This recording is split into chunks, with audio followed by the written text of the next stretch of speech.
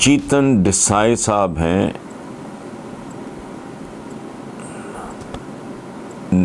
NANDED state Maharashtra, country ظاہر ہے India, Maharashtra کی کوئی NANDED اسٹیٹ ہے اور چیتن ڈسائی ان کا نام ہے. انہوں نے کہا ہے کہ آپ کی نظر میں پاکستان کی تاریخ کا بہترین وزیر اعظم کون رہا؟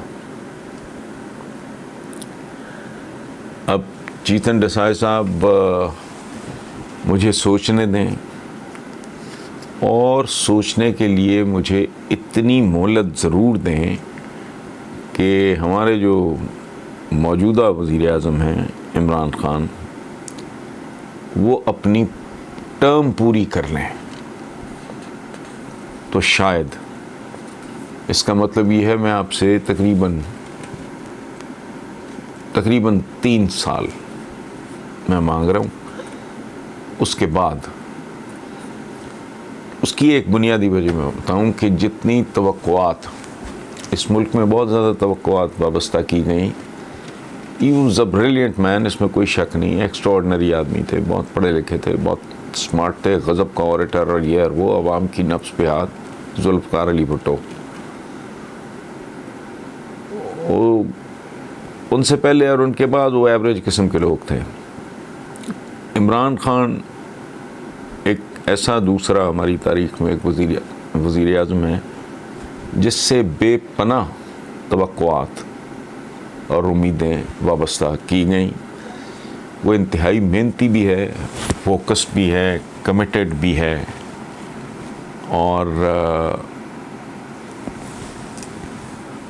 ایک انڈیویجول کے طور پہ اس کا ریکارڈ بھی میں کئی بار ذکر کر چکا ہوں. لیکن آپ چونکہ بہت دور سے مہاراشٹر سے آپ بات کر رہے ہیں تو میں تھوڑا آپ کو ایکسپلین کر دوں کہ وہ سرپرائزز کی تاریخ ہے اس آدمی کی ایز این انڈیویجول. ہر آدمی کا ایک ماضی ہوتا ہے، اس کی بنیاد میں آپ اس کا مستقبل پورا نہیں تو خاصی حد تک پریڈکٹ کر سکتے ہو. تو 3-4 سرپرائزز ہیں جو اس بندے نے دیے ہیں. اس میں ورلڈ کپ، حالانکہ مجھے کوئی عقل سمجھ نہیں ہے کرکٹ کی، نہ مجھے دلچسپی ہے اس سے، لیکن وہ اتنا لوگوں سے سنا ہے کہ بھی it was an in achievable target, اور یہ گھس پٹ گیا تھا معاملہ، سارا ہاتھ سے نکل گیا تھا. بہرحال سرپرائز. ذاتی طور پہ میں بہت اچھی طرح جانتا ہوں کہ جب یہ کینسر ہاسپٹل والا پروجیکٹ ویژولائز کیا تو اس سبجیکٹ کے جو اسپیشلسٹ تھے ان کا بھی یہی کہنا اور ماننا تھا، اور کمپلیٹ کنسنسس کہ جی اٹس ناٹ اچیویبل، یہ ہو ہی نہیں سکتا، یہ وائبل ہی نہیں ہے. وہ آپ کے بھی سامنے ہے، میرے بھی سامنے ہے، دنیا کے سامنے ہے. اسی طرح نمل یونیورسٹی ہے. اینڈ آن ٹاپ 22 سال اس بندے نے جس طرح مردانہ وار کھڑے ہو کے مار کھائی ہے پالیٹکس میں، یہ تو پیداواریں ہیں نا. ایون بھٹو صاحب بھی، ان کے پیچھے یا ان کے سر پہ دست شفقت تھا کچھ لوگوں کا. ایوب خان کو ڈیڈی کہتے تھے. اس کے بعد ہمارا رہ گیا وہ یہ نواز شریف اینڈ کمپنی. یہ تو 100%، 100%، یہ تو پیداوار ہی ان کی ہے. یہ تو نہ 3 میں، نہ 13، نہ کو آگے، نہ کو پیچھے. یہ تو پھر لگاتار چونکہ مسلسل اقتدار، اور انہوں نے، میں تو کہتا ہوں کہ انہوں نے پہلے لاہور کو لوٹا تو پنجاب پہ قبضہ کیا، پھر پنجاب کے ساتھ انہوں نے جو کچھ کیا تو پھر پاکستان پہ قبضہ کیا. وہ لمبی کہانی ہے، لوگوں کو پتہ ہے.